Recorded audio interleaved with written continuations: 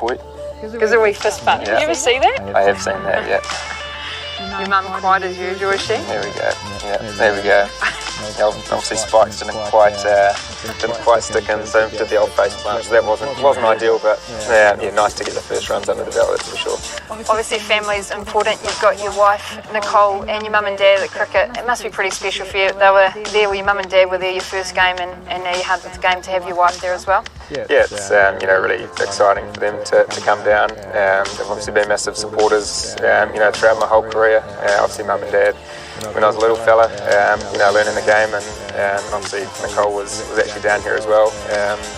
Way back then, so no, not my wife back then. So to have them come down is really special. I was talking to Bob Carter the other day, and he was talking about, he pulls out his phone, as you know, know what Bob's like, and he said, characteristics of a captain, Katie. I'll list this out to you, and he said, number 1 is calm, number 2 is work ethic, number 3 is best in their position.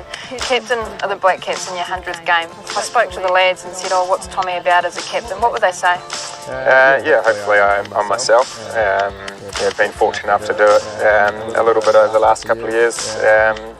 When Kane hasn't been available, and I guess for me it's a continuation of what this group's been doing over the last probably 3 or 4 years. When I've come in, it's been for a couple of games, so I'm not going to reinvent the wheel in terms of what we're trying to do. So it's such a good group to captain at the moment. There's so much experience. I'm obviously very proud to be in this position, and something that I probably never thought I'd ever do, but it's really special for me.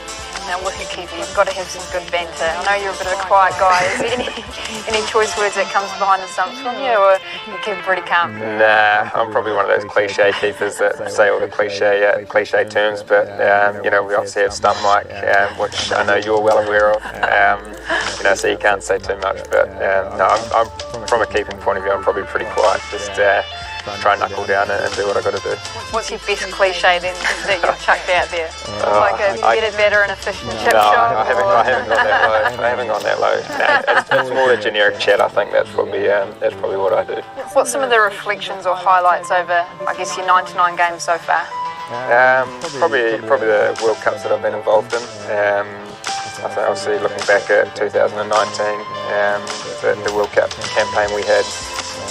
Just probably the way we played is probably the most satisfying thing in terms of we just played our brand of cricket. There was so much talk about teams scoring 400 and all this sort of thing. I don't actually think we got to 300 once. It was just about us sort of playing our brand of cricket and obviously getting to the point that we did, and obviously not quite getting across the line, but doing everything but. So that's definitely a highlight, I think.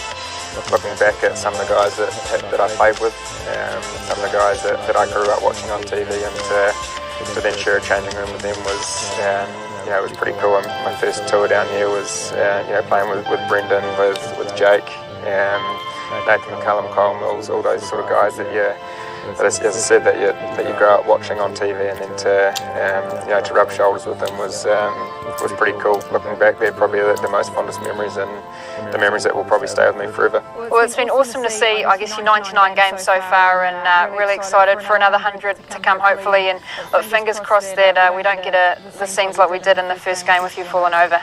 Hopefully not, fingers crossed.